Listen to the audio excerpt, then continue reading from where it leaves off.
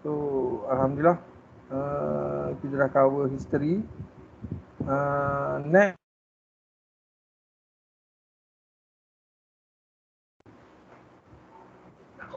deal lah. Deal ke Del? Del D-E-L-L kan? Deal lah. Deal? Min ke men? Min lah. Ya, sir. Ada prepare ni? Ada. Ada, cantik. Saya nampak, sir. Okay, nampak. Oh, ini dah. Okay, why... Panggil apa tu? Minecraft lah ni. Kan? Okay, Okay, Assalamualaikum. Today I'm gonna present to you about why we need a wireless communication. First of all, for the mobility. Sekejap. Kamu tekan ni tak? Presentation tak? Oh, dok jadi kecil. Tak. Kan dia boleh switch. Sekali lagi. Nampak tak? Apa jadi macam ni? Tak tahu. Display setting. Oh, swipe. Okay. Boleh jadi. Okay, first of all, the mobility. User can be mobile but still can connect the network. It also allow mobile user to connect real-time information, so they can roam around without getting disconnect from the network. Second, which is flexibility and ease for use. Wireless communication like mobile telephony can be made anywhere and anytime with a considerably high throughput performance, and it is not necessarily to be in an office or some telephone booth, but it can be anywhere in order to pass and receive the message. Third, which is infrastructure. The infrastructure for the wireless communication can be installed easily and low cost. It also may have a longer lifetime than a traditional connected network.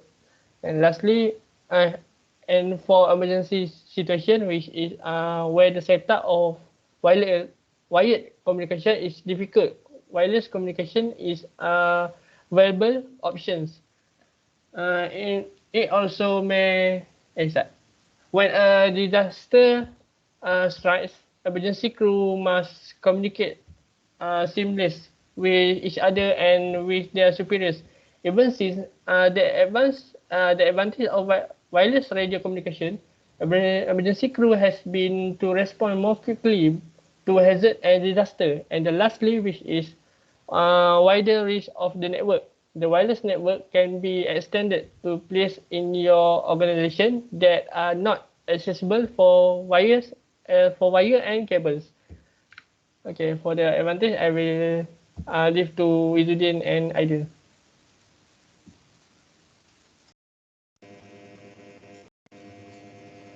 Hello, I will continue for advantages of wireless communication. First thing first, the cost is lower cost compared to wired and suitable for historical buildings, which is no drilling needed. Second, mobility. It offers the freedom to move around while still connected to network.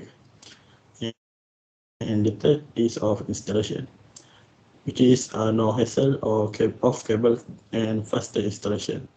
And fourth, reliability. When there is no chance of communication failure due to damage of cables, which is since no cables are used.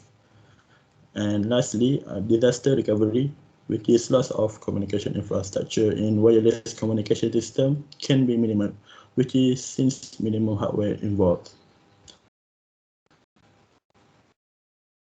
So for the interference, it uses open space as the medium for transmitting signal. As a result, there is a huge chance that radio signal from one wireless communication system or network might interfere with other signals. In some building, getting consistent coverage can be difficult, leading to black spot where the signal isn't available. So the second is security. Since the signal are transmitted in open space, it is possible that an intruder can intercept the signal and copy sensitive information. As communication is done through open space, it is less secure. Third, performance. Wireless cannot compete with the wired communication. Transmission speed is comparable less. Lastly, health concern. Continuous exposure to any type of radiation can be hazardous, even though the level of RF energy that can cause the damage are not accurately established. It is advisable to avoid RF radiation to the maximum. So that's all for our slide. Thank you very much. And thank you for listening. Thank you. All right. Thank you. So to be fair, group semua group lah hantar PowerPoint lah. Okay. Kongsi.